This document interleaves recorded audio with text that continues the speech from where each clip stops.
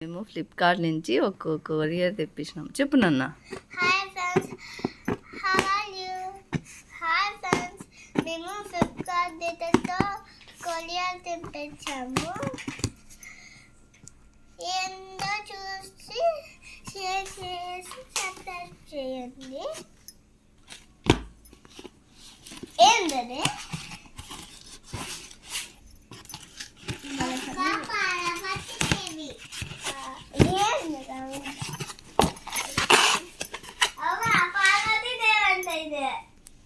అమ్మ పార్వతి